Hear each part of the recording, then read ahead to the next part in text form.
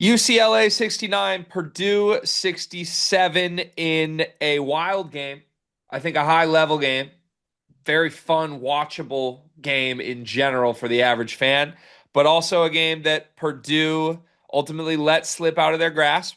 6 point lead with 3 minutes left. And UCLA did all the executing late needed to steal one from out from under a really, really good basketball team in Purdue. I laid out in the preview all the reasons this was a desperate spot. I think that played pretty true. This feels in a lot of ways like just what Mick Cronin does. Very good at home and lights his team on fire and somehow gets an inspired performance when you least expect it. There's plenty of concerns on the Purdue side, also some positives. CJ Cox had a great game, and we will talk through everything we saw. But first, this video is brought to you by Tinker Coffee. Promo code SLEEPERS, 15% off at tinkercoffee.com.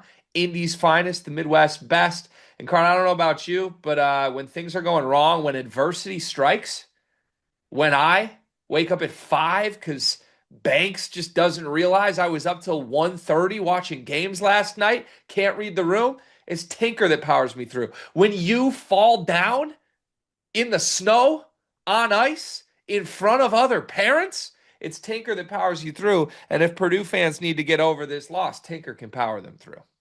Yeah, listen, sometimes you're down and out, you're tired, things aren't going your way.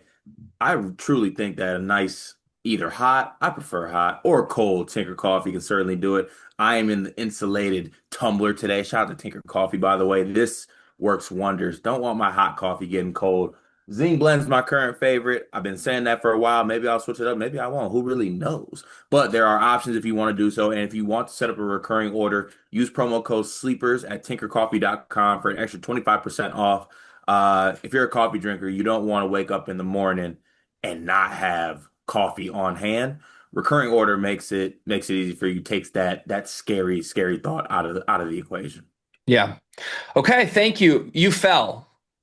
To say Yeah, Purdue fell, you fell this morning. You're not yeah, yeah, escaping yeah. that. Is what it is. Snow hammered Michigan, absolutely hammered Michigan, and I thought I was up. I thought I was up six with 2 minutes left. I thought I was good. Missed the curve, fell in front of other parents. I don't know what to do with that, but I just got to keep on moving forward. Wow. That's It's not. only one fall. It's only two losses, Purdue. It's only one. You know what I'm saying? It's one fall, Uh, one loss. We can do this. Crazy. This was at daycare. Is that where you Yes. fell? Yeah. Oh yeah. That's crazy too, because they call that Oak Ridge West. That's crazy. You would fall at Oak Ridge West. Not the home stadium. All right. Jokes aside, let's get to this. Are we going to stick to our MO of talking about the winning team first? Feels appropriate, I think. Yeah, I think we should stay on path with that. I just have so many notes that I took on the Purdue side. You know me, like when teams lose, I end up finding the recaps way more interesting than when they're just rolling constantly. So there's a lot that we'll get to, but I think, yeah, let's stick to our MO. And from the UCLA side of things, there was a lot of good. This team shoots 45% from three. We talked about Purdue's 2 point defense. Floundering was my word lately. 65% at the rim for UCLA's front court. That's a front court that consisted of 35 minutes from Xavier Booker in this game. But the big issue is that Donovan Dent, nobody can stay in front of that guy. I mean, the ball screen coverage was a disaster. Whatever look they threw at him, just Dent had an answer for. I think that's the story of the game, quite frankly, is Donovan Dent being amazing. And on one hand, I don't want to take anything away from Donovan Dent. I think that was just one of the best guards in America rising to the challenge, seeing Braden Smith across from him and saying, you know what? I got something for that. And if we're being completely honest about this, he was the best player on the floor. He outplayed CJ Cox, who guarded him for much of this game. He outplayed Braden just in a head to head in terms of point guards. And whatever look, whether it was switching hard hedges, it didn't matter. Dent just carved it up. Finished with 23 points on 18 shots. Had the one huge three late, which certainly kept the door open. And he is not a 3 point shooter. That's his fifth three of the year. But everything else in this game was like right up his alley. It's everything he puts on tape that he's great at. And he did it to no end. They just couldn't stop it. 13 assists to two turnovers as well. and talking that shit every step of the way. You and I loved Donovan Dent in previous forms. We were very optimistic about him when he came to UCLA. We voted him a top 4 player in the conference in the preseason, and our expectation for him, quite frankly, was to be on the level of a Bennett Sturts at minimum, a Yaxel Lendeborg at minimum. He hasn't lived up to it this year, but this was every bit of what we thought UCLA was getting for 40 minutes against Purdue. Yeah, and it's the scary part I think about playing UCLA, and I think this should also, and it probably is a talking point when they're playing other teams, but despite what their record is and despite what they've done, and which by the way, I think credit to you for pointing this out in the preview. People really act like this UCLA team is a lot worse than they actually are, like record wise. So credit to you for pointing that out. But it's the scary part about playing UCLA is that I think you can play teams sometimes that are maybe struggling that they don't got the guys straight up. UCLA actually has definitely a guy and guys. It's just that those guys haven't necessarily been playing to the level that, the coach wants them to play and they want them to play. But when I watched this Donovan Dent performance, I didn't come away from this at all saying, what was that? Oh my God, what did I just see? I came away from this like, where this is what Donovan Dent is capable of.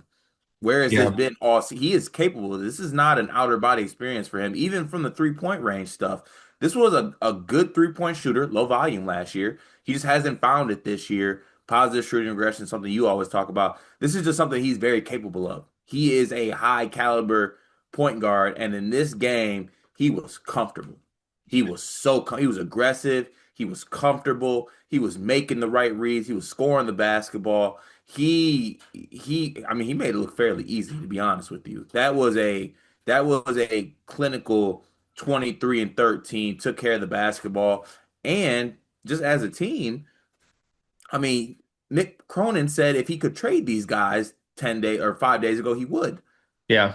He would. And credit to UCLA's guys, their starters responded. They had Yeah. zero bench points in this basketball game. Right. Zero.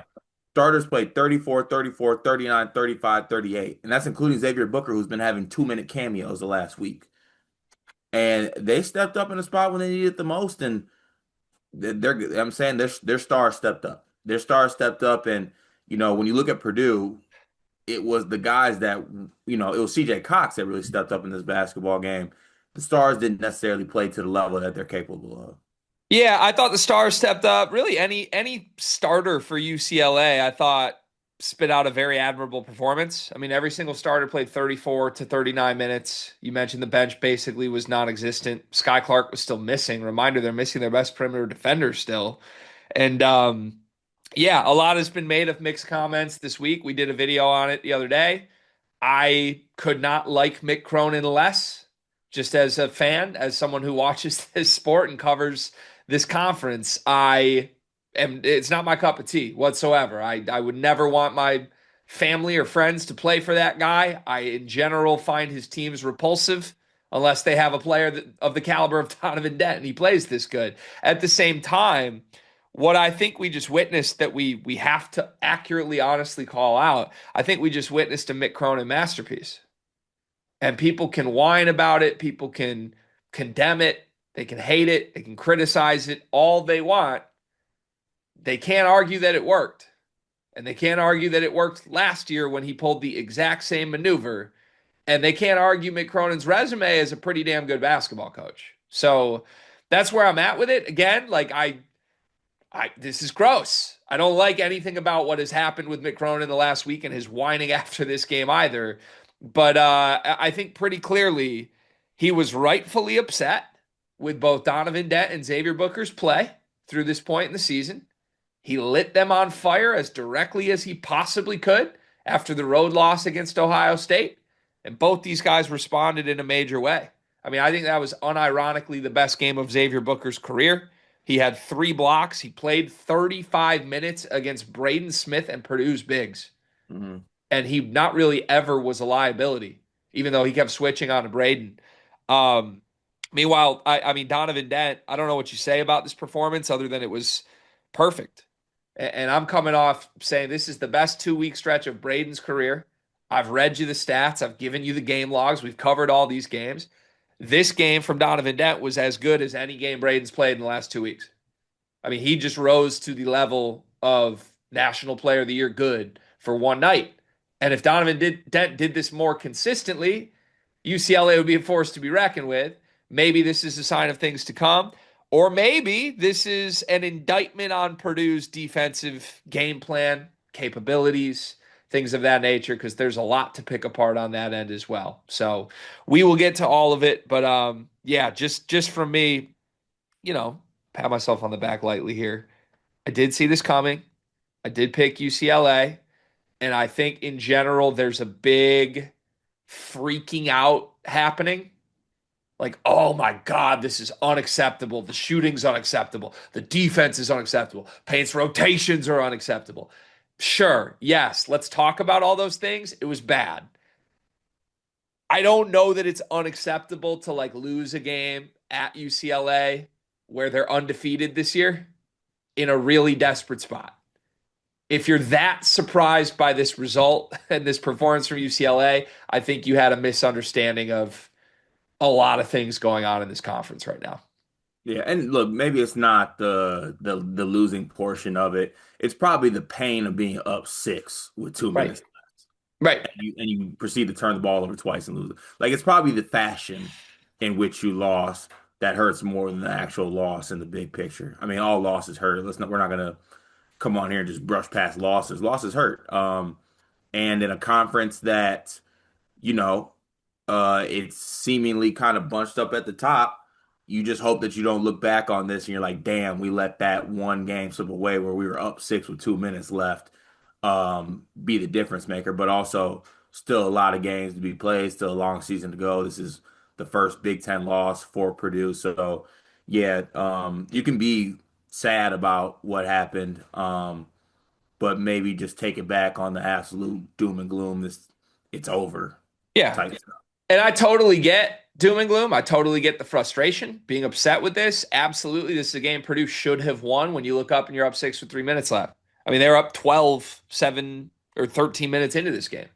Like they were better than UCLA for long stretches of this game. And obviously you don't get the result you want. I just think, yeah, I sometimes this is just fans fanning, and every fan base does it. I do it when Michigan loses. But I think it's just one of those things like in the preseason, you would have put this game in the bucket of like acceptable losses, if that makes sense. And if you don't have a bucket of acceptable losses coming in, you're just misframing how college basketball works. Like teams don't go undefeated. The winning team in this league is probably going to go 16-4, maybe 17-3. That's still very much on the table for Purdue. I think Purdue needs to protect home court to get where they want to go. And I think they even said this. It's like win as many road games as you can. A 1-1 West Coast trip when you were basically tied with a minute left in both of those games is not the worst result that could have happened. Like, you had a little bit of great execution and fortune that went your way against USC with their missed free throws. It flipped the other way against UCLA. It's nothing to hang your hat about. Reminder, UCLA has lost 2 games at home in Mackey Northwest in 2 years. That's a hard place for teams to go and win. Mm-hmm. No matter what Mick Cronin is doing and saying, and no matter what you think the environment is. It's just the data speaks for itself.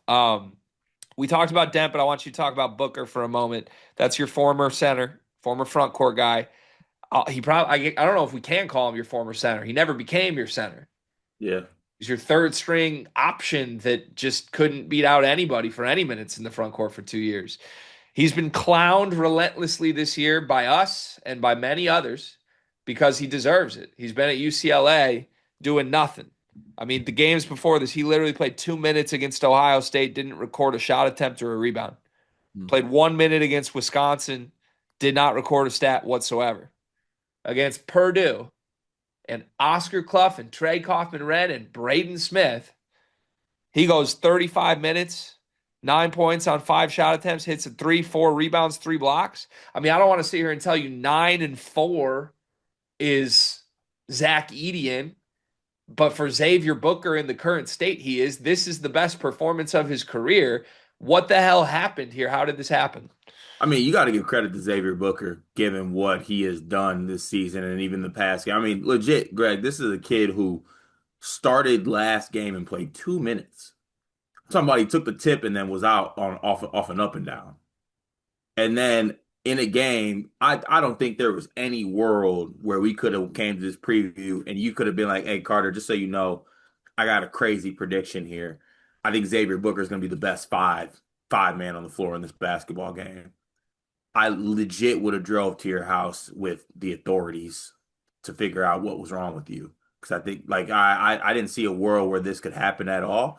But to me, he was the best center in this game, which is crazy in a game that has Oscar Clough and has Daniel Jacobson. It's wild to me that Xavier Booker was the best center on the floor, and you just got to give credit to him. He was part of the respond crew, whatever you want to talk about it. The starters for UCLA, everyone responded.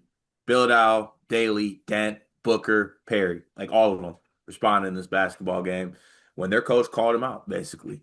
And it was funny because even in the preview, I was like, maybe I need to give Mick Cronin a little bit of credit. Maybe he knows what he's doing with his team. Maybe this is what he had to resort to get the best out of his team. And yeah, I mean, the fact that Xavier Booker was able to play 35 minutes in this basketball game and do what he did, I did not see coming whatsoever. Yeah, I thought Purdue missed a couple opportunities to attack him defensively more. And when they did get Booker switched on to Braden, there was success. Braden had a couple blow-bys late that, I thought ultimately we're going to win Purdue the game, that we're largely getting that matchup and attacking it. But by and large, for the first time in Xavier Booker's career, him staying on the floor and being playable for 35 minutes is something we've never seen. And that's a Mhm. credit to him. It also says something about Purdue. I don't really know what, but like I'm stunned he was able to play against this front court. I'm stunned he was able to switch on to Braden and not drown. Like this theoretically is one of the all-time circle that guy. If they try and play him, we're going to devour him type guys for a Matt Painter offense. And Mhm. it just didn't happen for whatever reason. I have some theories on it, but like you said, maybe it's credit Xavier Booker. The other guy on the UCLA front that I think obviously deserves a lot of love following this game, Tyler Bilodeau hits the big three, game winner.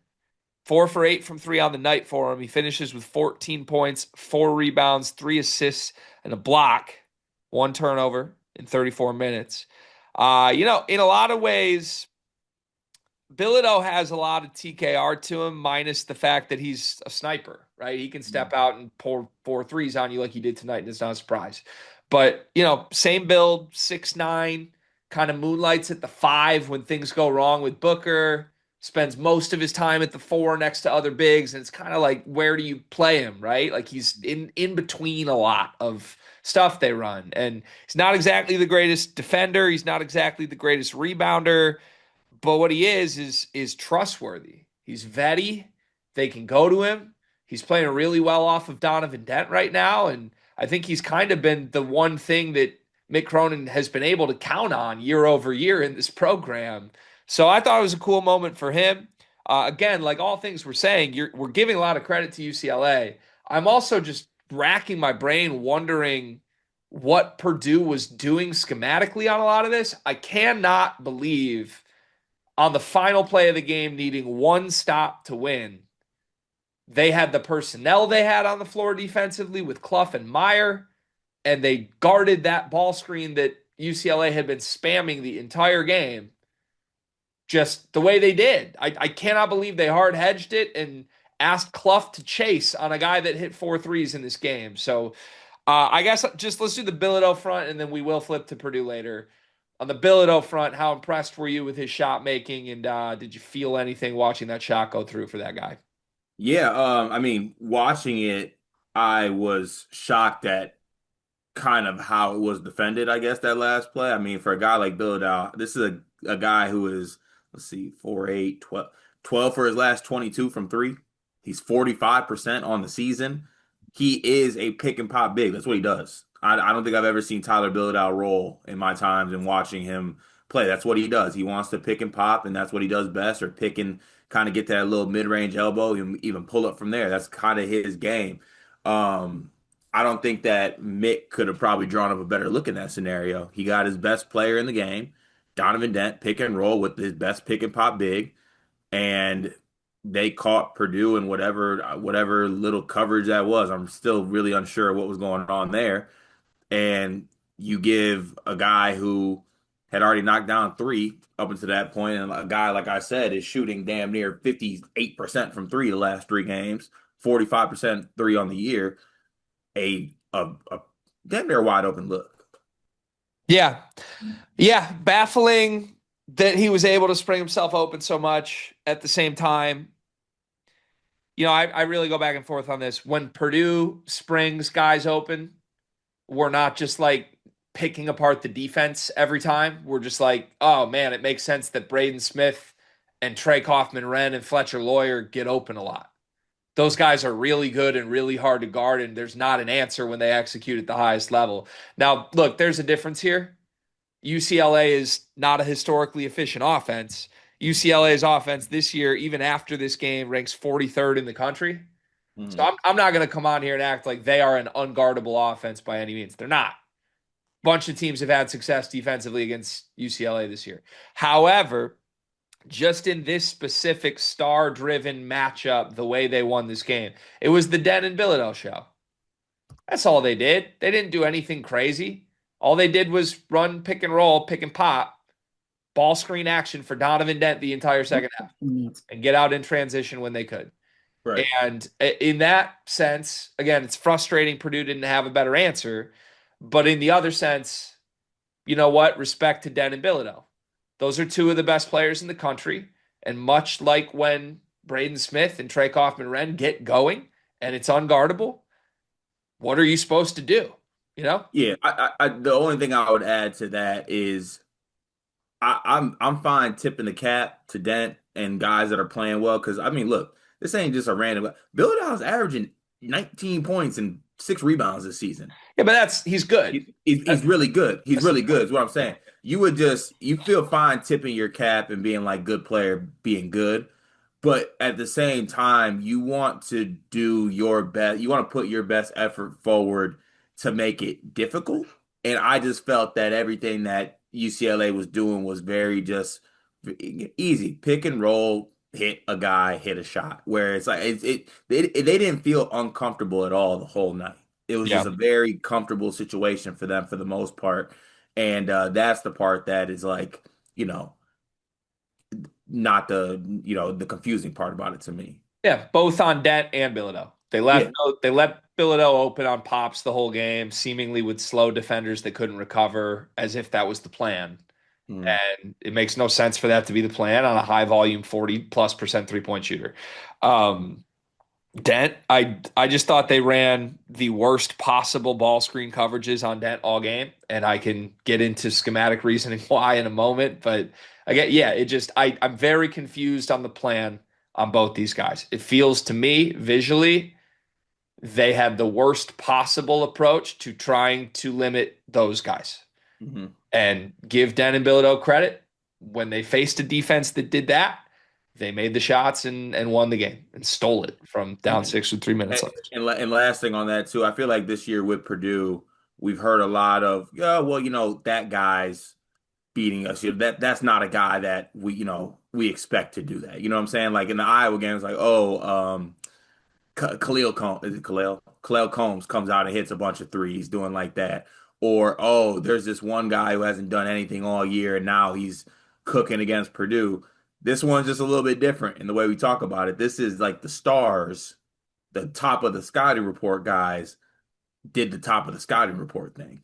Yeah. So, I mean, I think it's, conversation about the bigger game plan on what it exactly was in this game as a whole. Yeah. There were no random guys, no weird guys, no randomness to this result. And that is probably now that back to the doom and gloom concept. The thing as a Purdue fan that I think would sit the most bitter with me following this game would be that simply on a player by player basis, you go through my guys.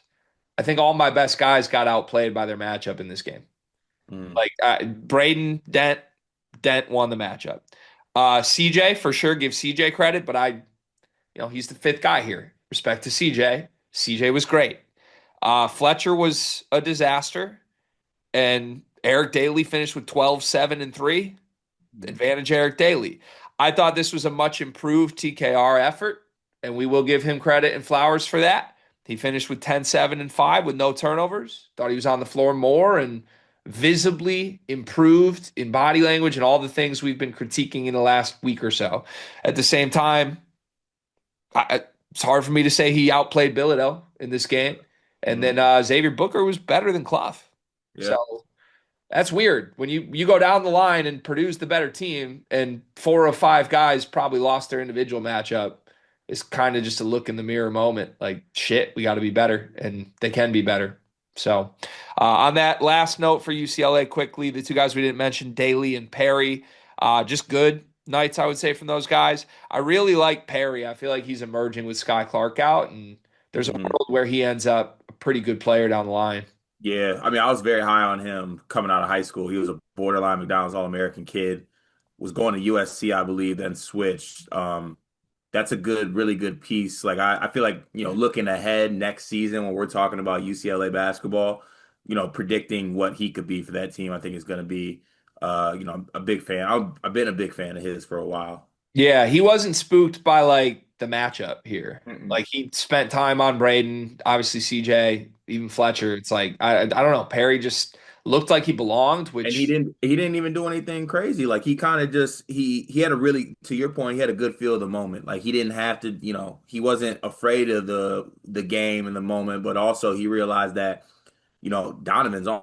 Now, if I find an open spot, Donovan Dent's gonna find me, and all I got to do is knock down shots. I can do that. yeah.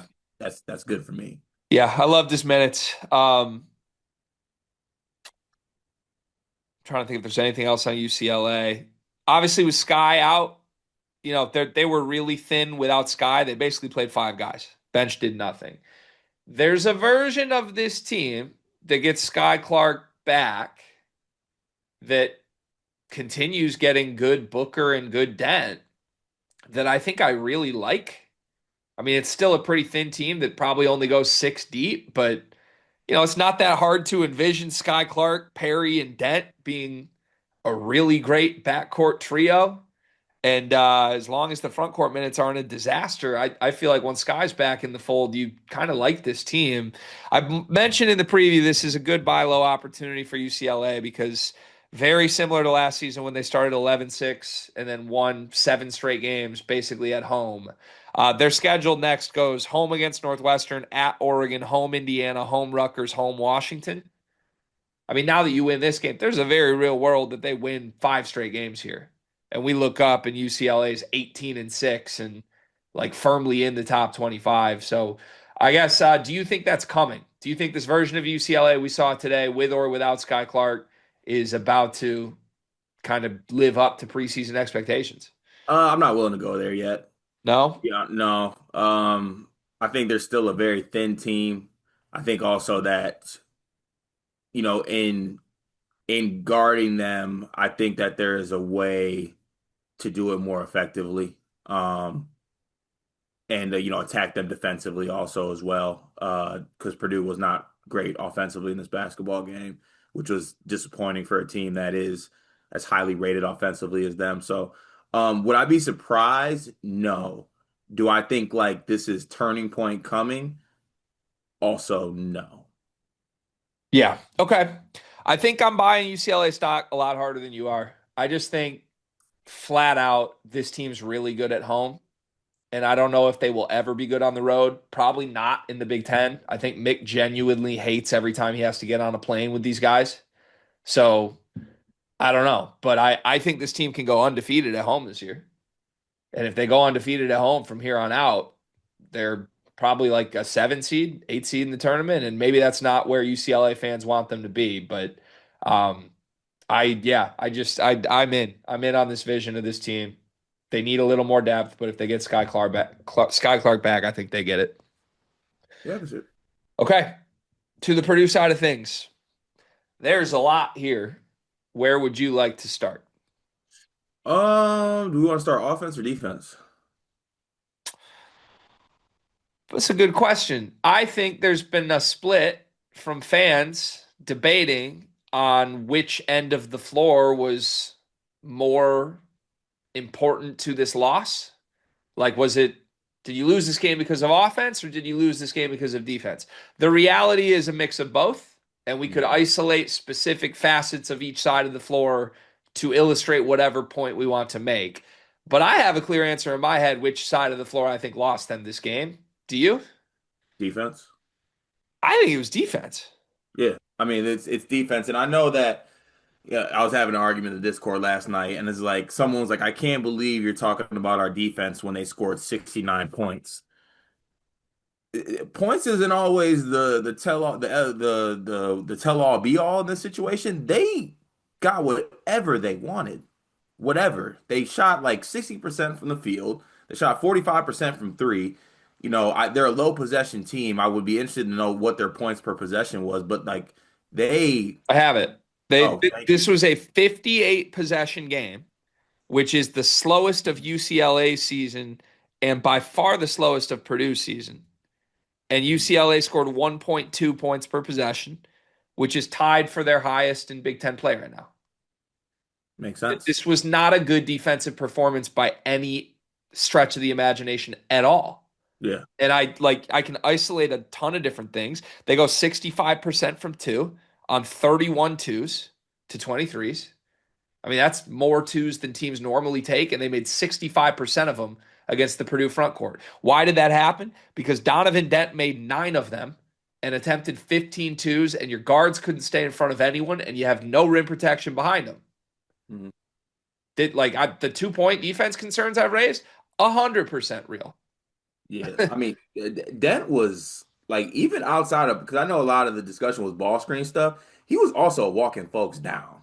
Yeah. Like I'm talking like looking them dead in the face, like, well, I mean, Braden, you can't stay in front of me right now.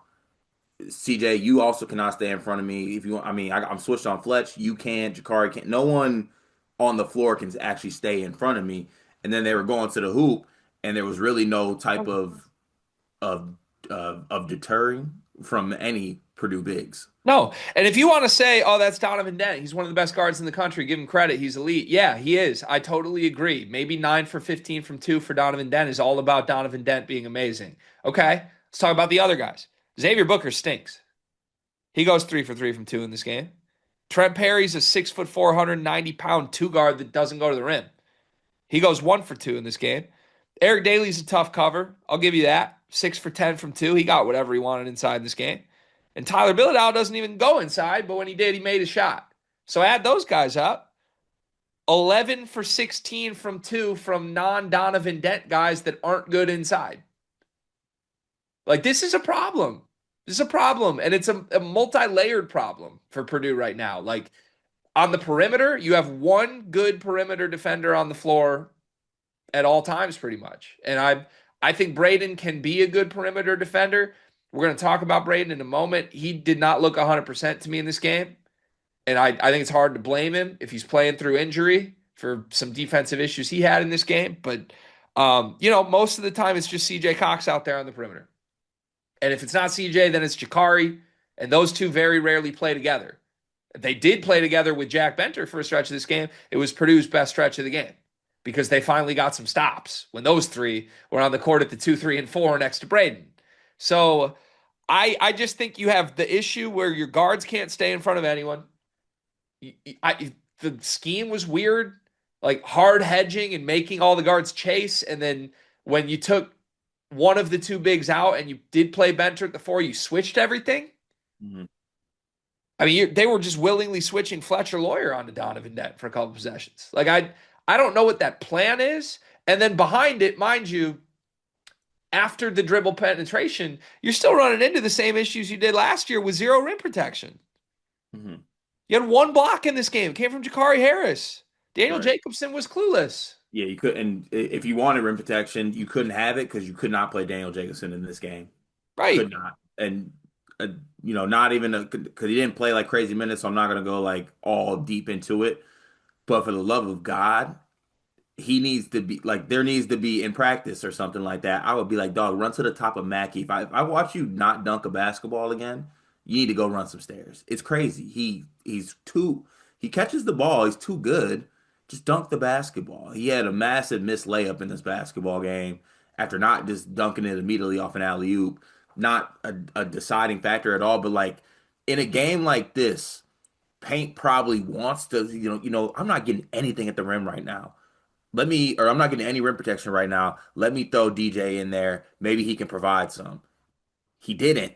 And then also he was killing you on the offensive end. So it's like it was a tough spot to be put in. And here's the problem. Like I totally agree. I was surprised DJ played 17 minutes in this game. I thought his minutes were a mess.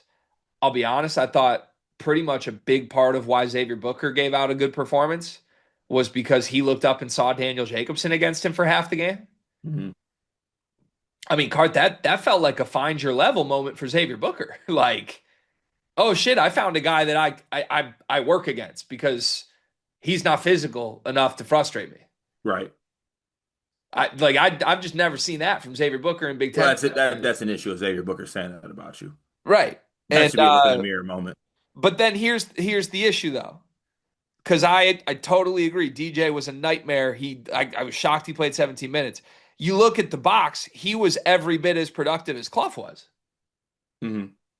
So it's like we're killing DJ. DJ was terrible. Clough was probably the bigger issue in this game. I mean, Clough played 6 more minutes than DJ, finished with 2 more points on 1 more shot attempt and 1 more rebound than DJ did. Oscar Clough and Daniel Jacobson had 1 defensive rebound in 40 minutes. I mean, I don't know what happened to these guys. I think I know what happened to Clough. I think they just kept putting him in ball screens and he couldn't guard. He's too slow. There was also no defensive rebounds available because you didn't get a stop. Right. You couldn't get stops. Right. Right. But Clough's feet, man, I'll be honest, if the biggest concern to me coming out of this game, isolating one thing that went wrong for Purdue, the biggest concern to me by far is the 5 spot, and specifically at the 5 spot, it is Oscar Clough, what he put on tape defensively in this game. I don't think we knew, and I don't even know if Matt Painter and the staff knew what Oscar Clough looks like or is or isn't capable of against a ball screen heavy team with a guard of this caliber. I mean, you have a data point from Texas Tech when it was Christian Anderson. Obviously, that went well. But like, this one was he was just exposed. He was totally exposed, being asked to do things he can't do. Chase Bilodeau, he's not good enough at chasing Bilodeau. He's not quick enough. And getting out in space, hard hedging against Dent. Like, Yeah. why was that the scheme call? Why did they not just play drop against Donovan Dent? I don't even understand. Or if you are going to do that, like you look back to the Texas Tech game, I feel like they blitzed Anderson a lot off ball screens. Now maybe you don't want to do that because you believe. I don't know. There's other options you could have done here besides that because even to your point, playing drop, it's also you're at a point though where like Dent coming at Clough and drop full speed, like it is a something to watch. I think moving in the future is that like Clough is good, but his feet are slow. Yeah. He's got very slow feet. Yeah. And if you put him in a pick and roll, it puts him in a tough spot. And also, Clough's not the only person with like TKR is also not the most fleet of foot. So if you get a guy in a ball screen and you can come off that and guards can take advantage of that, there are other guards in this league that can do that. It is something to watch. But also, it's confusing to your point because they have played teams that do this. They played Alabama earlier this year. They played Texas Tech. I just don't understand what the ball screen coverage was in this game. Yeah, but I would even say UCLA is more deliberate about it. Like Alabama just runs and guns, and half the time it's just like ISO pull up threes, right? Yeah. Well, also to Mick Cronin's credit, they did a great job of slowing this game down, Yeah, and they took advantage of every possession. yeah. UCLA grinded this game to a halt and then said, "Let's put Oscar Clough in ball screens." Yeah. That was the entire game, Yeah. and for God knows what reason, there was no adjustment. None. I mean, the adjustment I saw from Purdue in this game was okay, when we take out either Trey or Clough, one of the two, we'll put Jack Benter in at the 4 and we'll switch everything. And I didn't even like that adjustment. I don't like willingly switching Braden at not 100% and Fletcher Lawyer onto Dent isn't any better Mhm. than a hard hedge with a guy whose feet are cement. So I'm just really confused. And again, I think there's plenty on tape of how to guard Donovan Dent better than this. This is maybe the first game in like 5 years that I've come out of feeling like Purdue's staff was clueless Mhm. or unprepared for a guy. I mean, this game would genuinely make more sense to me if you told me they hadn't watched film on Donovan Dent. The guy was shooting 4 for 26 from three coming into this game. After this game, he made one. He's shooting 17% from three. He's like a jitterbug. He's one of the fastest dynamic on-ball guards there is. Like hard hedging him out to half court and getting your center's back turned when you have a pick and pop guy setting the screens is just going to leave you completely scrambling and put you where Donovan Dent operates best. Yeah. Like it was such an obvious, like straight up, this is great for Donovan that they're guarding this way. What Donovan Dent doesn't want to see is drop because that forces him to hit pull up jumpers either at the elbow or even from three that he hasn't been hitting this year. And it's Right. one of the more drastic player profiles there is where this guy's great at this, he's terrible at this. Purdue chose to do the thing that Donovan Dent's great at for 40 minutes with Oscar Clough guarding Bilodeau. Yeah. I will never understand that. And there's got to be a reason for it. I have a conspiracy theory reason for it, but do you have any thought on why this was the scheme? To be honest with you, no. It just seemed like, and even if, let's say you're playing drop covered and all of a sudden positive shooting regression happens, Donovan Dent starts hitting. Then maybe you make an adjustment at that point. Maybe you do want a hard hedge. Put the right people out there to hard hedge if you're going to do that, by the way. You do have someone that I think could be available to do so. But I really don't I really did not understand why that was the option. Yeah. Okay. What's the conspiracy theory? Here's conspiracy theory, and this is me speaking from me with zero intel from our guy. When we've texted our guy, PG1, Braden Smith has told us he's good. I think Braden's hurt. And I think he's tough as hell and will not tell you he's hurt. Although he did kind of flat out say after UFC, he was like, "Well, you saw it. Yeah. This is going to take me 2 weeks." This was not anything close to 100% Braden, in my opinion. And maybe he'll say otherwise. We'll ask him. But um, I thought his burst wasn't there in the first half. He was very uninvolved in general as a scorer.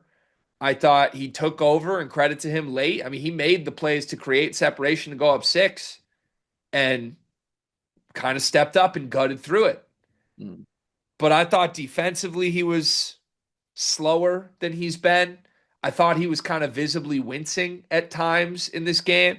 And then the biggest tell to me, the only explanation that I can think of at all for why Paint would choose this defensive coverage of Donovan Dent, Tyler Bilodeau ball screens is if you're trying to protect Braden.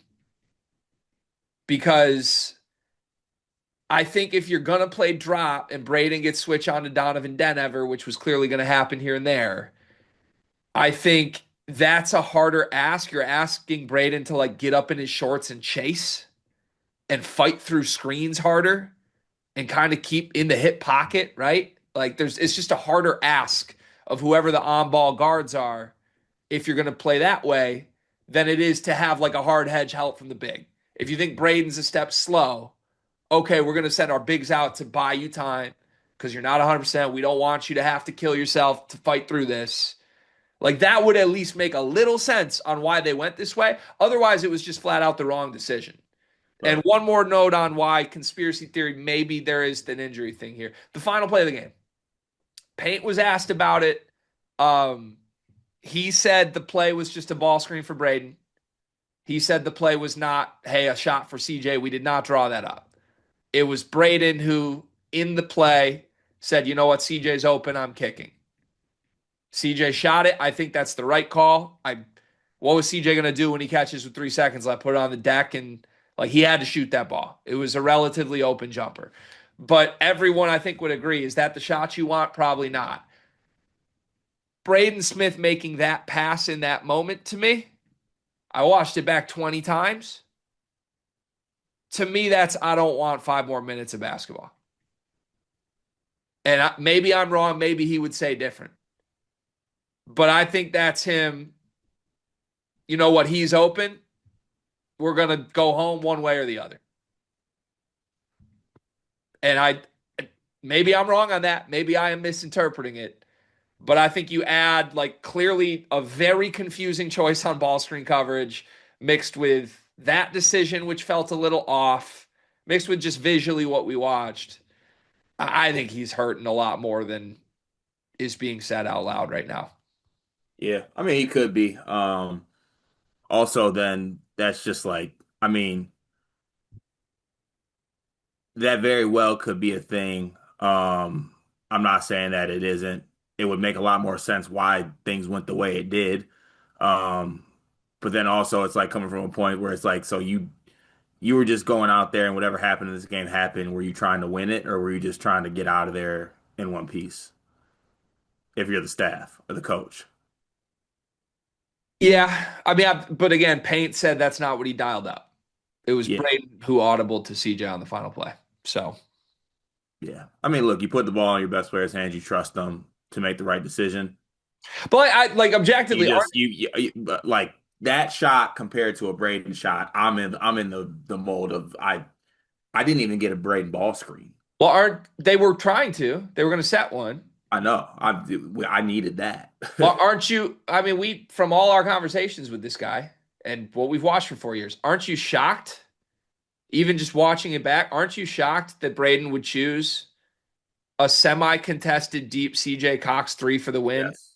over me running a ball screen? I'm Like baffled. even I'm baffled by that. even if he runs the ball screen, they might get a wide open Fletcher three or a wide open CJ three 3 seconds later instead of that one. Yeah. No, And also I was baffled by that decision. watch it back too. TK's open under the rim. See, I saw that screenshot. I thought that was fake though. Like in watching that play, Eric Daly would have stole it if he threw it Yeah, down to TKR. you're probably right. But all I'm saying, when have we ever seen Braden sort of, let's live or die with CJ on this one? That's not how he's wired, man. And maybe I am tinfoil hatting this way too much, but my read on a guy that we've had conversations with here is I think he wanted that to be the final shot of the game, one way or the other. And even then, I'm surprised he didn't just pull up and take a three himself. But Right. it wasn't the worst look. It's just I think there's maybe a reason for it that nobody wants to say out loud right now. We'll see. It kind of reminds me of what Yaxel's going through, by the way. Like he played 37 minutes, so if he is hurt, everyone's got to get used to it. Like he's just going to play through it. He's not going to stop. He's not Mhm. going to come off the floor, and he shouldn't come off the floor. But I think they're going to have to kind of maneuver this because when you have a guy who's at 70% instead of 100% trying to play 37 minutes and be your everything, it's not going to look the way it does when he's 100%. Right. Yep. So, all right. Anything else on the defensive side for Purdue? Um, I would just say bigger picture things. They better be careful with that moving forward. I know one team whose fans were watching exactly what happened in this game, feeling like they want to play Purdue right now. There's a couple. I only can think of one. Who are the couple? I mean, the one they play Saturday, I think Illinois is different. I think they got a pick and pop big. They got to pick and pop big, but they're down one of their two best guards. Keaton's not nearly as quick as Dent, which I think quickness is the issue. I don't think like methodical pick you apart is the issue. I think quickness is the issue defensively. I think if they play that same coverage, Keaton's going to look awfully quick. Yeah, fair. But yeah, I don't envision them doing that again. Paint seemed pretty content with the game plan in the post game. I encourage everybody to go watch the full video of his presser because he was pretty. He might have said that afterwards, but he'll maybe watch this one again or something and be like, yeah, no. He was pretty positive and defending all the personnel decisions. Pretty just like, yeah, that was what we did. That's Mm. why. So I don't know. It's interesting. Yeah, you gonna say the quiet part out loud from you and your personal standpoint here? I mean, watching that pick and roll occur, knowing my team has a point guard and a pretty fast one, I would say, who has turned a corner aggressively and going to the basket, and also a pick and pop 6'9" big that is currently shooting like 45% from three. That is something that I'm looking at. Shooting 50%, isn't he? He's struggled the past. He might have gone down the past two games. He's Kohler went on Oh the yeah. West Coast road trip and averaged like 5 and 5. 47% from three right now. Yeah. So Yeah, I mean, point blank, if they play that exact same coverage against Jeremy Fears, Jackson Kohler ball screens, and Michigan State spams it all game exactly how UCLA did, it's going to lead to 20 wide open Jackson Kohler 3-point attempts. yeah, Because Jeremy Fears is a better passer than Donovan Dent. He's every bit as quick, he's every bit as shifty, and Jackson Kohler is a better shooter than Tyler Bilodeau. yeah. So pretty straightforward. What are you going to change? I don't know if they have an answer. I think the scariest part for me is I mean, does your team not feel that same way? we're not going to run that. We're not going to spam that action, even if it's working. Hmm. Like It's, I like Cadeau, Yaxel pick and rolls, pick and pops. I mean, I think any team with a quick guard, regardless of who the bigs are, Hmm. any team with a quick guard should be feeling very good about their chances right now against Purdue. Yeah. Just a quick downhill paint touch point guard because Hmm. everything else gets wide open off of that. And there's the scariest part to me again. I said it's the 5 spot. There's just zero rim protection behind them. There's zero rim protection, but it's a. I understand Oscar Clough is bigger and physical and tougher and way better offensively and a better rebounder. It it has not helped the 2-point defense at all. It's the same as last year. Right. So, and yeah, this is the first game you played against like anybody decent in conference. Like all the good front courts are coming. This was Xavier Booker we're talking about. Yeah. Tyler Bilodeau didn't even go inside. Hmm. So yeah, it's ominous right now. Quickness at the guard spots and good bigs, I think, is going to be a problem for Purdue. We'll see. Let's go to the offensive end. Let's do Braden just in general. I gave you my thoughts on where he's at physically. Maybe I'm right, maybe I'm wrong. What did you see from him? Yeah, I thought there was I that was kind of where I noticed the he's not feeling the best just because there wasn't that same pop, there wasn't that same maybe confidence and kind of what he was doing in the passes he was making. And also like we talk about the game plan a lot defensively. I also thought there wasn't that much of an emphasis on exposing UCLA in the areas that I thought coming into the game there would have been exposure. Like I don't think there was any mismatch hunting. I didn't think there was any throwing it inside to Clough and throwing it inside to TKR and making them defend on that, making Bilodeau and Booker defend. Now they were doubling, which I think led to also the biggest issue here is that Purdue is a 40% three-point shooting team, if I'm not mistaken. I if they aren't, then they're close to that. And they couldn't hit a damn thing from three. Yeah, the shooting is frustrating. Yeah, I mean they were 25% from three in this game, 7 for 27. Shooting is They also weren't good inside. the shooting is really frustrating. Yeah, It the offense is. was bad. I mean, they scored 67 points. That's possessions again, though. I mean, they basically scored the same that UCLA did per possession, but the difference is Did they Purdue actually? Oh, 1.2. But the difference is Purdue's an elite offense and UCLA's a above average offense. hmm. So yes, you're right. Purdue did not play nearly as good as they could have offensively. Um, yeah, I don't know, man. I go down the line of like what I saw from guys in this game, and I think you're right. Like the biggest difference from Braden I didn't love here was that I feel like he wasn't going after the switches that he got nearly enough. He did late, and that's what created the 6 point lead late. But like he could have kind of the same way Dent and Bilodeau were spamming what worked. He could have gotten Xavier Booker every possession. Mhm.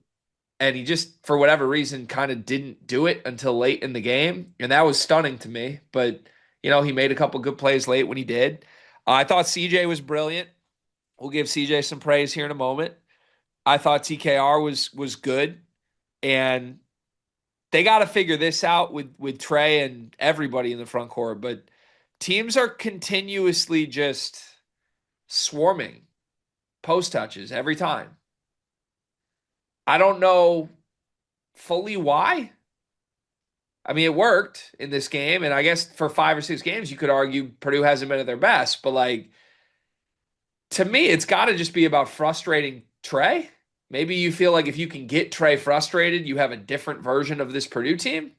Yeah, and probably from Cronin and UCLA standpoint, he knows his front court. It's like Yeah. I really don't want to leave those guys on an island. They did a good job though in this game. Purdue had some counters they haven't had in recent weeks. Like they had a couple after timeout sets to get Trey a post touch 1-on-1, like a quick hitter, and Hmm. Clough was out of the area. Like they haven't done that in a couple weeks. It feels like so. I don't know. I thought Trey was good. It's just yeah, like right now, if teams are going to guard that way, both with Trey and Oscar down low, it feels like a lot of these nights are just going to come down to what does Purdue shoot from three. And look, this is one of the best shooting teams in America. Right now, they're shooting 38% on the year. That's 19th in the sport. A year ago, very similar personnel shot 38% from three, the exact same number they're currently shooting. That was 16th in the sport. The year before, with very similar personnel, this team shot 40% from three. It was second in the sport. So, like, I think there's clearly enough data at this point. If you get open threes for this team, those are great shots. That's in my eye, that's what I saw in this game. Fletcher Lawyer goes 1 for 6. Trey took 2 threes, which was weird, but they were both like end of shot clock, had to heave them up threes. Jakari 1 for 4, Jack Benter 0 for 2, Obermeyer 1 for 2. There you go. There's your bad shooting night. So I don't know. Individually, the only one that pops out to me as like a crazy thing is Fletcher going 1 for 6. And I did pull some numbers on this because I am really frustrated with the way this is being talked about online right now. Fletcher Lawyer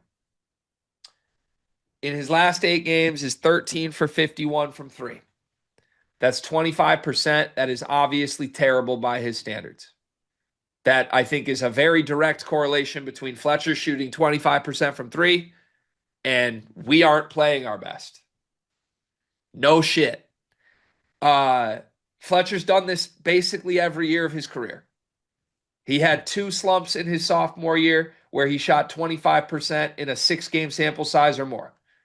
Both times that happened his sophomore year, he followed that up immediately going 25 for 50 in his next 11 games. That's 50%, or 19 and 32 in the next 10 games. That's 59%. As a junior, same shit. He shoots 29% for an 8 game sample size. The next 9 games, he goes 22 for 46, 48%. Even this one happened across seasons, but at the end in March last year, remember, he was slumping in March to end the year. I think he finished. I pulled it and sent it to the Purdue Discord at like 1 in the morning last night because I was deep down a rabbit hole on this. He shot 27% in the final 6 games of his junior year. Comes right out the gates, first 7 games of his senior year, 52% on 46 attempts. Any time in his entire career that he's gone through an extended dry stretch like this, he immediately goes nuclear for a month and a half.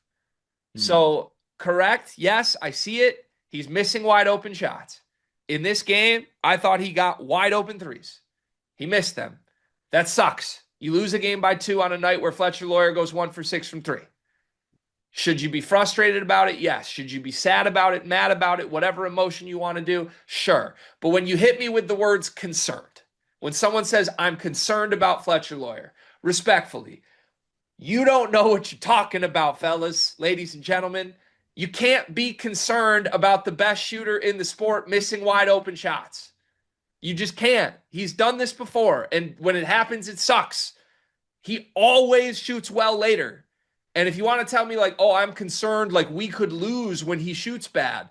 Yeah, no shit. Yes. If Fletcher Lawyer misses shots in a game, you're much more likely to lose. But this is not how shooting works. 44% shooters don't shoot 44% every single game. He's going to have nights where he goes 80%. He's going to have nights where he goes 0%. That's shooting. That happens to Klay Thompson. That happens to Steph Curry. It is all about extending the sample size and seeing what happens. And everything in history of Fletcher Lawyer's career tells us he is highly likely in the next 10 games to shoot like 56% from three. So if people want to sit here and act like they're worried about it, fine. If people want to float to me that they should make personnel changes, like people in the Discord talking about put Jakari Harrison, come on. Like, you lost this game in part because Fletcher Lawyer missed 5 wide open threes. You do not win the game with anyone else on this team taking those shots. If you sub him out for other guys, the spacing gets harder on everybody else who already has, is getting swarmed in the paint. And respectfully, defensively, I understand Fletcher's not a good defender most of the time. And I understand you think Jakari Harris and other guys on this bench are. Outside of Jack Benter, who I have seen a very direct just results defensively, both in this game and in the last month. The analytics back that up. If you're arguing for more Jakari or more Omer Meyer or anyone else on this bench to take minutes from Fletcher Lawyer because you're worried about defense, you watch something different than I did. Fletcher was uninvolved in the defensive issues this entire game. The defensive issues were the 5 spot in this game. So I don't know. You might feel differently. I think you do based on some of the back and forth we had. But I'm just losing my... Like, are we really going to do this every fucking year? Excuse my language. This guy is the most established elite shooter in the sport. He's struggling right now. It doesn't benefit anyone to act like we need to change things. He needs to make shots. And just like every other point in his career, he's going to start making shots probably as soon as next game. Yeah, and I don't necessarily feel different than you do.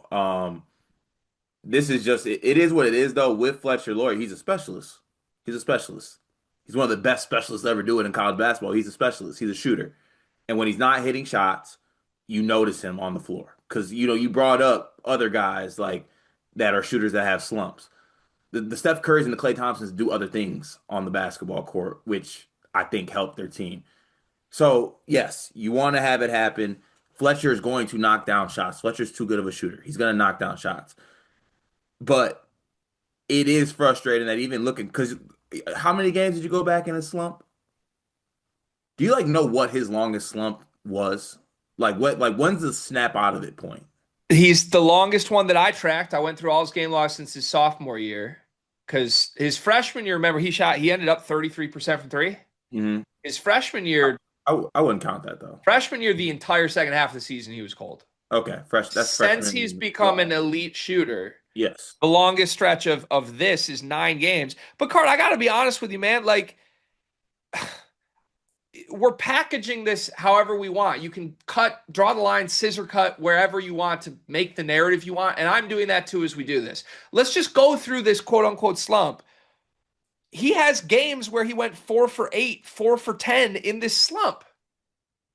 Like, he's every bit as likely next game to go 4 for 6 in the middle of a slump as he was 1 for 6.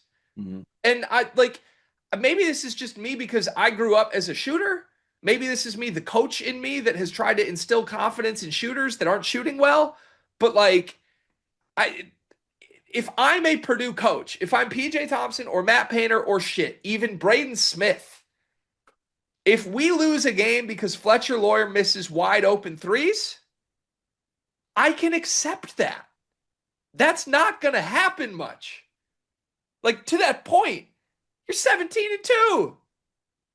Like what? You lost one game by 2 because Fletcher missed a bunch of wide open ones. That sucks. If you end up losing the Big Ten because of that, I will be stunned. That's not how this works. Like, and yes, if you can be frustrated, be mad. I'm sure Fletcher is, but there's nothing to do other than whine about this. He's Fletcher Lawyer. He's going to make 4 threes tomorrow. And we're all going to act like this was silly because he's done it 6 different stretches in his career already. Like, how many threes has he shot in his career? 612? You can't be worried about this guy as a shooter. That's one of the most asinine things I've ever heard. Mm. There's middle ground. No one should be worried about Fletcher's shooting. You can't be frustrated with the fact that this is like a 12-game stretch where Fletcher's been bad from three. He went 4 for 8 4 games ago. Dog, in his last 12 games, 74 attempts, he's 28%. Fletcher's too good of a shooter to do that. I get it. That's and leave it there. You don't got to go to the whole bench Fletcher thing. That's But what I people don't. are. That's my Well, problem. you also got to see that people probably watched last night and the run came with Fletcher off the floor. Okay, fine. That was way more about the 5 spot. Way more about the 5 spot. If you want Jakari Harris on the court and you're telling me you're going to make a sub in this game, Jakari in and Clough out, slide TK to the 5. I'm not saying bench Fletcher for what it's worth. Well, you're very vocally doubling down on like this is unacceptable. That Fletcher Lawyer is not hitting shots? Yes. To me, it's very acceptable.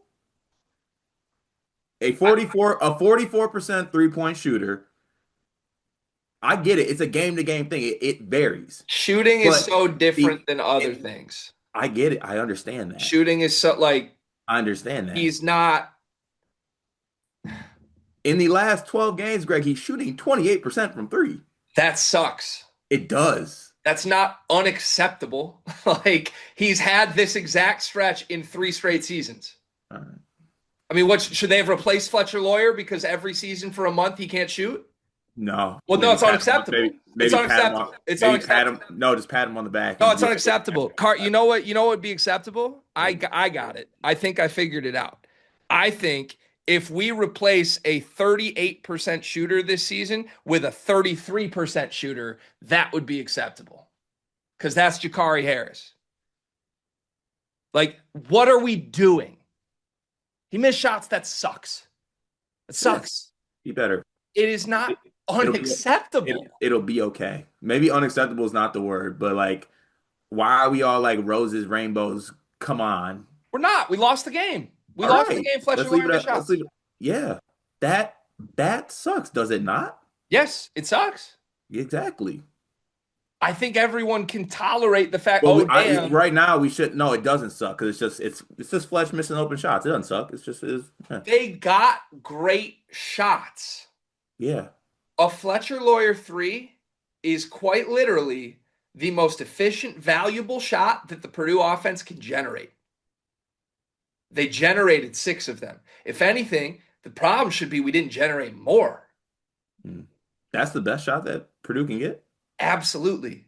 You rather have that than a Oscar Clough layup? A wide open Fletcher Lawyer 3 is going to score more points per shot attempt than any other shot this team can generate. Than an Oscar Clough layup or dunk. That's just wrong. It's not true. I think we're delving into not understanding how math works here. Well, let's figure out how math works. Fletcher Lawyer is a 45% three-point shooter? Correct. Over 2 full seasons. Got it. What's Oscar Clough shooting from 2?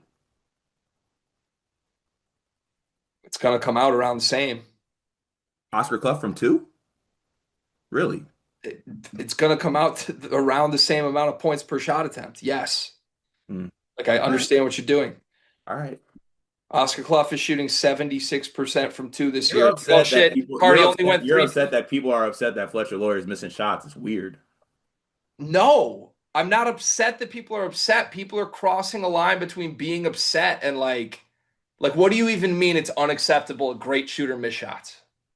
What does that mean? I think it is fair to expect guys that are good shooters to shoot better than 28% from three in their last 78 attempts. Yes, that's fair. Why is that like a crazy thing? That's a fair expectation. because it's random. All right, well then you got to look at it as random. Hopefully, oh actually no, next game it'll be fixed. I mean, have you not seen this before? Seen it, I have seen shooters go through slumps before. Yes, the thing that sucks is that he's such a shooter specialist that when he isn't doing the shooting, it's empty 28 minutes Correct. for the most part. He does provide spacing. I get all that, but yeah, I don't. I think it's fair to whether you want to like get hung up on the unacceptable word or whatever that is. It is fair to expect Fletcher to hit shots, and I think that he will. I'm saying that he will, but on a game-to-game basis right now, the last what is it? I don't even know what it was. The last 75 attempts. I get it. He slumps. It's the Fletcher Lawyer slump. It happens every Yeah, single it's year. the biggest direct reason why this team isn't playing to the level that they should be. Correct. Yes. Yeah. It's also going to change because this has happened every year of his career. And because if you ask the coaches or the point guard of this team, they will tell you that's the shot we want the most of. Fuck, we flipped the coin and it landed on tails 10 straight times. Fuck. Like, that is what is happening here. These are open shots. These are great shots. He has 600 plus attempts of this being amazing shots. He's going to make them the same way twice as a sophomore and twice as a junior. He snapped out of an exact stretch of this duration by shooting 50 to 59% for the next 5 weeks. When does that start? Hopefully tomorrow. I hope. Your guess is as good as mine. I don't know. I'm not going to tell you he's not going to go 1 for 5 next game. I don't know. But I'm not hoping we change anything. I'm hoping he gets 10 threes next game. You're the guy who comes out here every single recap saying attempts is what you look at for Fletcher. Yeah. Do you want to change that now? You're watching what he's doing. Do you want him to take less attempts? I have nothing wrong. I want more attempts. I also want some Well, why? hits. Why? Well, Because he's shooting. What do you have the numbers? because What's he shooting? he's a good shooter. He hasn't been. Yeah, but that simple. Knock him, hit some, Fletch. So You are a better shooter than what you are shooting. I want the threes, but also like let's find a rhythm here at a certain point. yes, he needs to. Need the somehow find a rhythm because I think the looks are good. He needs to So make them. like just gotta make them. He needs to make them. And guess what? If he doesn't make them, then you are vulnerable of only being up 6 with a minute left. The sky is not fucking falling. Braden turned it over 2 times in 2 possessions and opened the door for a guy that made 4 threes on the year to make a haymaker. They have been not their best for sure. I want to see Purdue play like the best team in the country again. They're obviously not going to play like the best team in the country if Fletcher Lawyer is slumping. That's so obvious. Just like if Braden has 10 turnovers, they're not going to play their best. If TKR is dogging it, they're not. Guys got to play good. Fletcher's playing like shit. Obviously, you can be frustrated, sad, anything you want. But if you expect this to continue, you are clueless. It's just he's bounced out of this a million times before already. And I feel like there's a lot of people that are not interpreting it that way. It's this is to your word unacceptable. We need to make changes. It can be he's gonna bounce back, but what he's currently those can work together. It's not one or the other. What he's currently doing is unacceptable from 3-point range for a shooter of his caliber. And yes, he will break out of it. There doesn't need to be changes. It's both.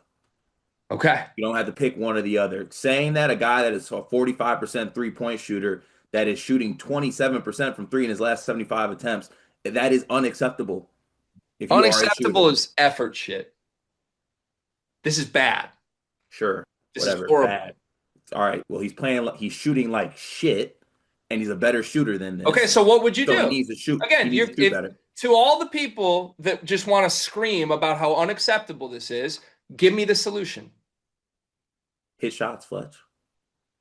That seems like a shit solution to something that's unacceptable. Why? It's the best offensive shot they can get. Seems It- like a great solution. Or just flip a coin you and, think or that's I don't like? know, Do you think that's likely to say happen, a Cart? seance. Maybe we should get an Etsy witch going and pray that Fletcher will hit threes. Do you think that's likely to happen? You think Fletcher Lawyer is likely to start making threes?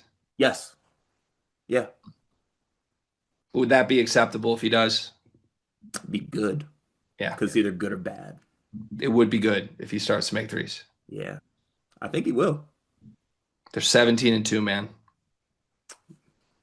Mhm. I don't even know.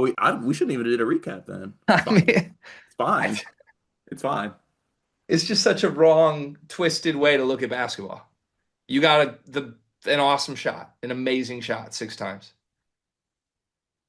Like the offense is working. I get it. The offense is not Bring it broken. in, fellas. Awesome shot on three. We're all right. So it's just whining. That's all it is whining. Okay, so yeah, let's just do the recap and just whine. Or This let's sucks. just chalk it up. I think we're good. This sucks, man. It's ridiculous. It sucks. Ridiculous that you can't get upset that a guy that's a good 3-point shooter is missing You shots. can be upset. All right. That's what people are. People are upset. Fletcher's probably upset. Yeah, Everyone's upset. I would hope so. Yeah, I would but it's hope okay. so. Fine. 17-2. Yeah, devastated. Let's be devastated. 17-2. We're fine. I'm heartbroken personally. No, you shouldn't be. I think we're all No, fine. because Lord knows every time Fletcher Lawyer slumps,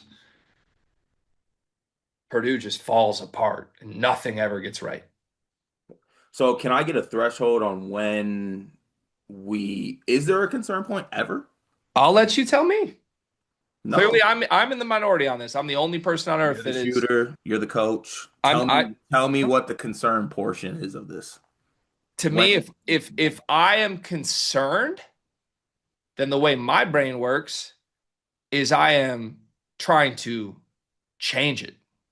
so you just never get concerned. If I am concerned about Fletcher Lawyer's ability to shoot open threes and make them, then if I was concerned, I would be doing something to make sure he doesn't take more open threes because I'm concerned that he can't make them.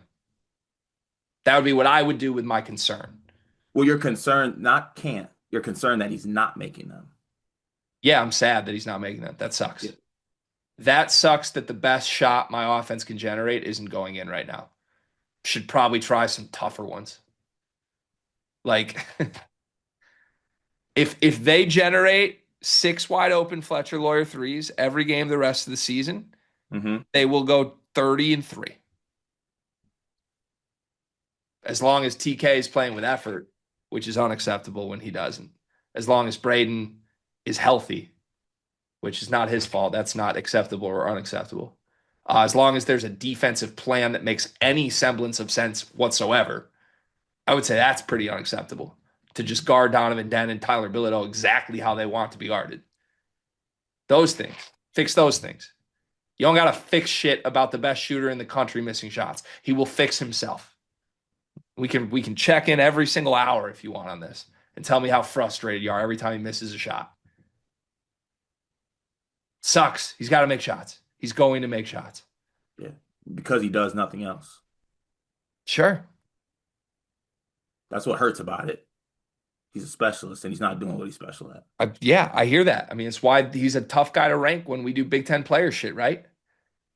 But like the same people who are telling you and me that we can't rank Fletcher 30th in the conference are now saying he can't play because he missed 2 threes. Like, it can't be one or the other. Either he's the best shooter in the country or he's not. Play outside of drunk Matt Painter and Boiler 1099 Boiler Mackey. Well, I don't get what we're doing. I don't get what we're doing if the point, I don't want any changes. It's just unacceptable. You don't have to use a change word. You don't have to use a change word. You're going way too far, like in the spectrum here. It's one way or the other. It's basically all it is this. Fletcher Lawyer is a better shooter than this. Fletcher Lawyer needs to make shots. He will make shots, but he needs to start making shots sooner rather than later. It'd be nice. It'd be nice because that's the best version of Purdue. That's the best shot according to you. So he needs to make those. that would be good. There needs to be no discussion of changes or anything like that. It's just stating the obvious, Yes. which maybe is annoying to you that it is a stating the obvious portion.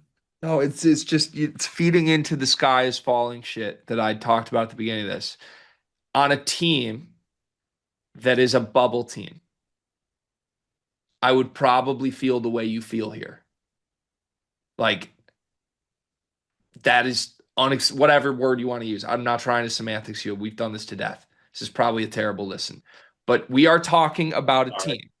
We are talking about a team that won 9 straight games, 7 of them against top 50 opponents. That is number 3 in the country, 4 in the country. That is 17-2 following a loss. In the 9 game stretch, he hasn't made shots. Like almost by definition, he doesn't have to make shots and they can still win games. They've proven that. If he makes shots, they are unbeatable. And I also want to see that. But out of all the things that have gone wrong for Purdue, the one that is random is this. Because elite shooters, the best shooters on earth, go through stretches like this all the time. If these weren't great shots, we could be concerned about it. But there is so much data that when Fletcher goes through a stretch like this, we know what happens next. And if it doesn't happen next, maybe I'll feel differently. But it's happened 6 times in his career. All 6 of them, he follows this up with a month of absurd shot making. So, no, I'm not concerned. Be upset about it. Get it? Sure. And if Purdue's losing games, if they're 12-7 instead of 17-2, I feel a lot differently about this. Because then that means the team is losing because of his shots. Mm-hmm. A lot went wrong for Purdue besides Fletcher Loyer missing 5 threes in this game. And they still almost won the game. Mm-hmm. That's where I'm at. All right. Bench. Anything else? Anything? Anything on the bench? I thought Bencher was good. Thought Bencher should have played more in this game. A lot more. He was a big part of the run. I just thought that, having Bencher be this like 6'6" kind of multi-positional guy, I thought that this game very much fell into this game could have used more Jack Bencher mold. Yeah. He's just really good. Don't you? That's kind of where I'm at with this. He's just. I tweeted it. I don't know who it's going to come at the expense of, and it might be multiple guys any given night. But I just think in an NCAA tournament setting, God forbid a Final Four setting, tie game, 2 minutes left, I actually think Benter will be on the floor for this team, and probably should be based on what he's putting out on the floor. Again, analytically, we did a segment on it a week ago. He's in all their best lineups. Any way you want to cut up efficiency numbers to show how good Purdue is offensively or defensively on both sides of the floor, Purdue is at their best with Jack Benter in the lineup.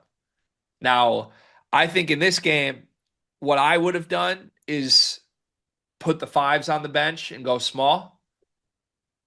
I don't get why they didn't do that. I think, Bilodeau just wants to pop and that's it. I think Benter takes that assignment and does better with it than either TKR or Clough do.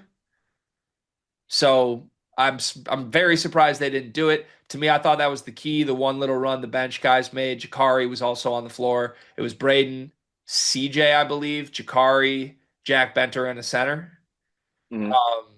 That was all about Jack at the 4. That entire stretch to me, it wasn't about any of the guards. So, yeah, I think they got to do something. The nice thing about him that's really genuinely sweet is he can back up everybody. Like if Fletcher is as bad as Fletcher has been, Jack can play the 3. I would have been fine if they did that in this game. TKR, if he's having effort issues again, Jack at the 4. If it's a 5, you slide TK to the 5 and put Jack at the 4. God forbid if CJ is terrible, you put Fletcher at the 2 and put Jack at the 3. You can literally back up everybody. So I would like to see that happen as this progresses to March. I would like to see this kind of become a 6-man rotation with a lot more Jack Benter minutes. And if that means less Omer, less Jakari, less Daniel Jacobson, I think you need to make that switch right now. Yeah. And I mean, I feel like in the USC game, he went to it. Benter played 20 minutes. I thought this could have easily been a game where he could have got to the 20-minute mark. Yeah. And maybe if he made his threes, he would have, because he did miss two really good momentum changing 3-point opportunities. Mm. But everything else he did on the floor, I thought was pretty amazing this game. He's flying around defensively. CJ, we didn't really spend enough time on it. CJ was really, really good. Yeah, really, they needed. He stepped up big time in this game when the main guys were kind of on bullshit. Yeah.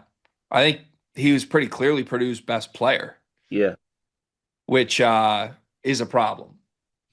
that shouldn't be the case. CJ Cox being your best player will lead to road losses this year. Probably. Yeah. Anything else? Omer had a handsome moment. He's looking He had a pretty. handsome moment. Yeah, that LA shine was looking good on him. Yeah, definitely. I don't think I got anything else. 17-2, sky's not falling. Bounce back opportunity Saturday. Jacobson, are we freaking out about DJ as a Big Ten center right now? He is what I thought he would be right now, so I'm not. What's that? He's just kind of frail and soft. The minutes from him are a lot worse in conference play than I expected them to be. And Yeah. I know we've made this point, but they haven't played any of the good front courts. Hmm. And he looks like this against the very worst front You're courts. not going to be able to play him against the Michigans, Yeah. Michigan States, the Illinois of the world. Like 15 minutes of him against Carson Cooper or the Ivisiches or the Michigan Bigs is like death, I think. Yeah. So, yeah, I don't know. I guess we'll monitor it, but worried. Yeah. Especially just because you would hope he could be some rim protection, but you legit can't put him on the floor right now. Yeah. So Final 3 minutes of this game, was it more about Purdue sloppiness and errors, or was it more about UCLA earning the win? produce sloppiness and errors. Think so? Hmm. Is that on Braden or who's that on? I think you got to look to the point guard in the scenarios for, I mean, the pocket pass was definitely a very lackadaisical pass, I thought. The second turnover, I'm not blaming him as much. And then obviously the defensive breakdown kind of on that pick and roll last play, I feel like. And you get, I'm not even doing this to take away credit from UCLA. They also got the ball, went and scored all these times, right? Like they converted on the turnovers. But I do think that you would hope in that scenario that having the best point guard in the country, having the team that you have, that you're kind of able to lock up shop in that moment and get across the finish line. And that just wasn't the case. Yeah, I don't know if it was composure or what. I didn't feel like they lost composure. I feel like they just made maybe two or three consecutive bad plays. Yeah, it wasn't like a rattle by the situation. It wasn't like the heat of the moment like got to him. It was just kind of like that was a bad bad decision. Yeah. Yeah. And I guess that's just execution. And UCLA really executed down the stretch. But it is weird to see a Purdue team struggle with execution. Mhm. That was weird. Like I don't know if we've really in a year plus seen like, oh, we're up with 6 minutes left and lose a game. No, Or up six with 3 minutes left and lose a game. You know? yeah, I feel like we haven't seen that since like freshman year, Braden. Yeah. So Yeah, we'll see. Want to emphasize one more time, begrudgingly so, but don't feel like we drove this home nearly enough for my liking. This was Mick Cronin stuffing Matt Painter in a body bag, yeah, and it started at the podium in Columbus. hmm This was a Mick Cronin masterclass, and one of the best coaches in America in Matt Painter had zero counters to everything Mick did well in this game. yeah, and that hurts too. Because I had to hear Mick Cronin go to the post game press conference and complain about scheduling after a big win. Yeah. And this was such an uncharacteristic game from everybody. Like we could literally go down the line. Fletcher's missing wide open threes, uncharacteristic. Painter's got a weird game plan and no adjustments, uncharacteristic. Braden kind of sloppy late and all over the place, uncharacteristic. The front court just not physically dominating at all, uncharacteristic. What else? I feel like I had one other thing on this. Oh, TKR giving effort lately. That's been uncharacteristic. That's a little joke, folks. I'm just kidding. Just all around weird. All around like you don't expect any of this from Purdue. So see if they bounce back. In terms of vibes, you could convince me this is a good thing for their chances of a statement game against Illinois. Yeah, here's the good part about all this. Everything in the Purdue locker room is completely fine. Yeah. Like the sky might be falling outside, discussions are being had outside. They are completely fine with everything in front of them. Yeah. I don't even think they're like this is a blow to the quote unquote Big Ten championship hopes, but I don't think they're like off track whatsoever here. The only thing this could end up being in hindsight is like they lose the conference by one, or they are tied, let's say, could have run it outright.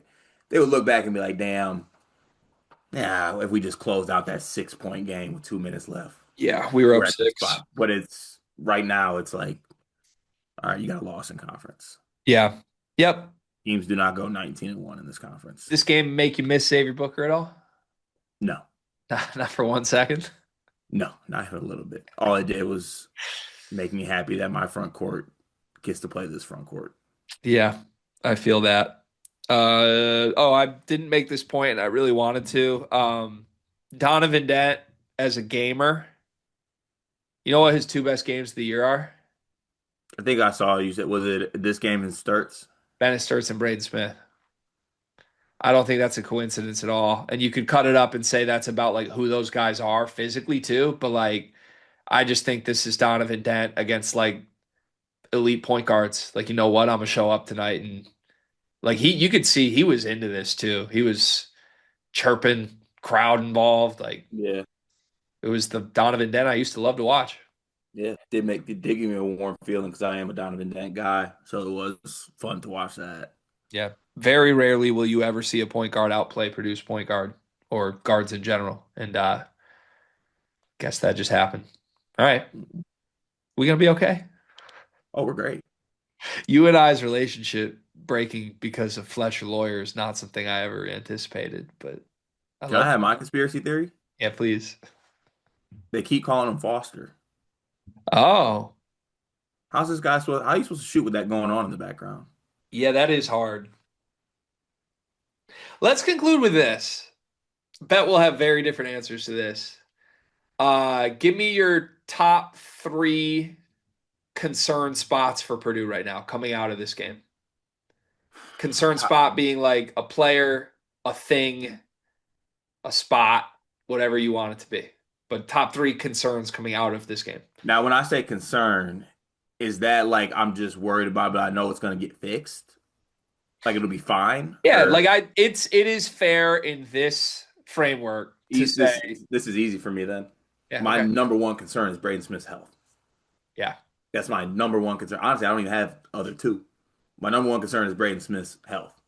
And Yeah. I think he will be fine in time, but like he definitely needs to be healthy. That's a concern. The Probably I would go defensive ball screen coverage against certain teams. I think would be the next concern. And then thing is I don't even know if I uh probably my least concern. The thing is they've done so good with it up until this point. Hmm.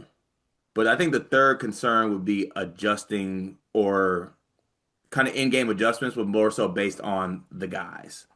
Like would Matt Painter have enough to be like, you know what, I'm gonna sit Clough and TKR, it's a Benter moment. Like will he maybe my third concern Ooh. is can he trust Benter enough to put him in a spot where he's like, you know what?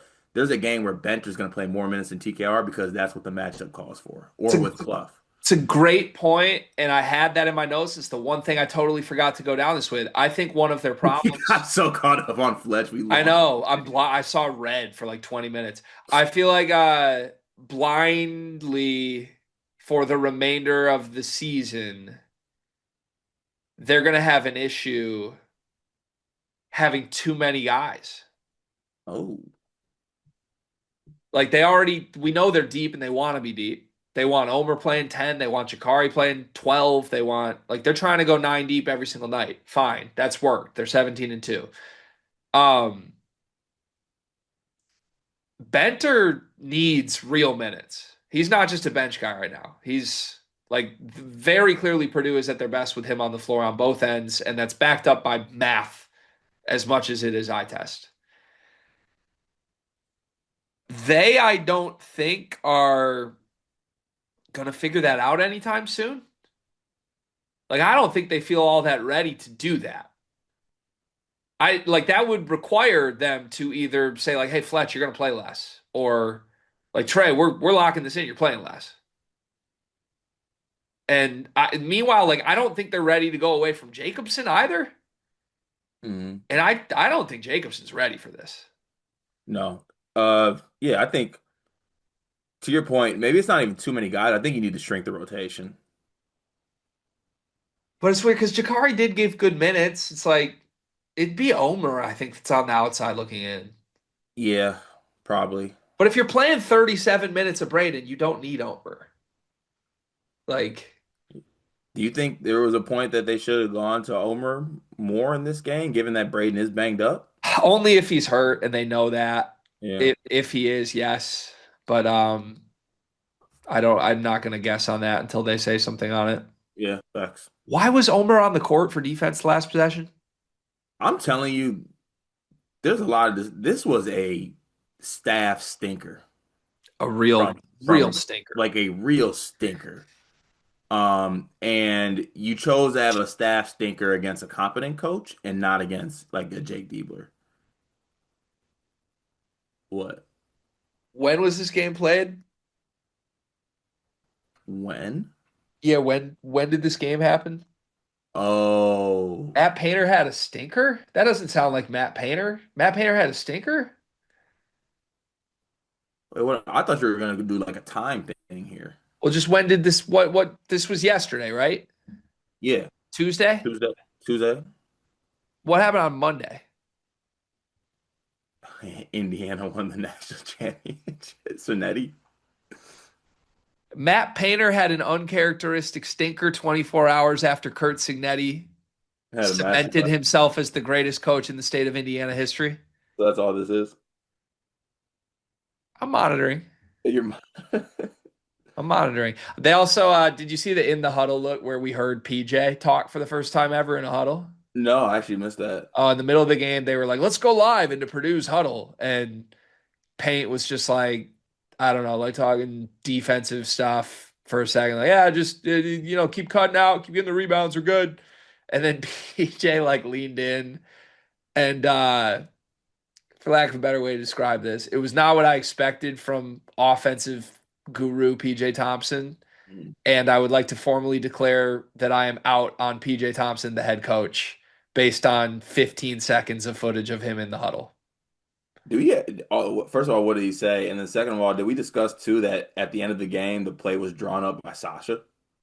It looked like, or at I least didn't I it didn't looked see like he that. was the one speaking in the huddle. It looked like I don't know if he's the one who drew it up, but he looked like he was maybe in charge of that last one. Huh, fascinating. Yeah, I don't know. I PJ basically just like cut off Matt Painter and for 15 seconds in the huddle was doing like rah rah.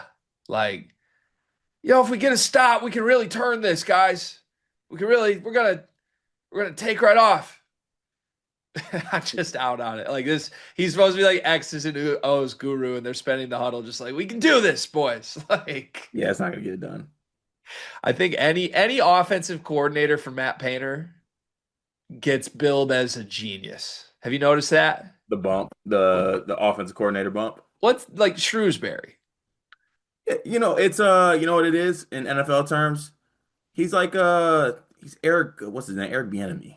Like they're like, why is that guy getting a head coach job? He's running the best offense in the sport. But And that's I think PJ is a great offensive coordinator. I am simply stating my claim. I'm out on future head coach PJ Thompson. fair. I can't wait for him to win a national title. Congrats, UCLA and Xavier Booker.